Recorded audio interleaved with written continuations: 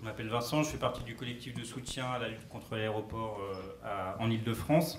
Et on n'a pas eu le temps de préparer collectivement, donc je vais dire quand même quelques mots. Donc Notre-Dame-des-Landes, c'est effectivement la ZAD et ses habitants, dont il a été, auquel on a rendu plus qu'hommage ce soir. C'est aussi une multiplicité des composantes qui vont des habitants, comme l'a rappelé Johan, qui sont là depuis très longtemps, des paysans, etc. Et puis des cercles concentriques, des associations, des réseaux, des syndicats, des individus, qui rassemblent une diversité tactique et qui, au fil des ans, ont construit un apprentissage mutuel de ces pratiques. Donc nous, on est depuis plusieurs années, on a monté ce collectif de soutien à la lutte contre l'aéroport et avec une question lancinante, qu'est-ce que c'est que soutenir une telle lutte quand on habite à 300 ou 400 km et pourquoi le faire? Et on peut peut-être se poser la question finalement, qu'est-ce que veut dire ce mot d'ordre mystérieux, ZAD partout? Est-ce que c'est un mot mystérieux tagué sur nos murs pour effrayer les populations parisiennes? Sans doute, en partie, mais c'est pour nous aussi d'abord un mot d'ordre pour exporter l'esprit de la résistance partout où l'on peut.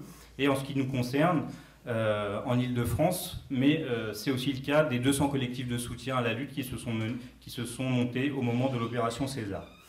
Apporter notre soutien permanent, c'est bien sûr accompagner, multiplier les séjours dans le bocage de Notre-Dame-des-Landes, lors des grands moments collectifs comme en octobre dernier, mais aussi dans les périodes plus quotidiennes, on va dire, apporter une aide concrète sur place, par exemple lors de Semtazad, mais aussi lors d'une construction homérique d'une cabane qui est devenue la Transfu à la Rolandière, puis pour une partie de la cabane, le talus.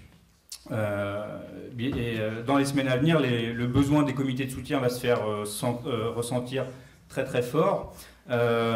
Et donc, à travers cette action-là, on cherche bien sûr à faire infuser l'esprit de résistance dans nos territoires contre différentes politiques qui se mènent, contre l'exclusion des populations les plus précaires en Ile-de-France, contre la gentrification et plus généralement contre l'emprise du capital sur nos territoires, à commencer par le projet EuropaCity dans le triangle de Gonesse, un projet pharaonique s'il en est, symbole de la logique mortifère, de la logique marchande.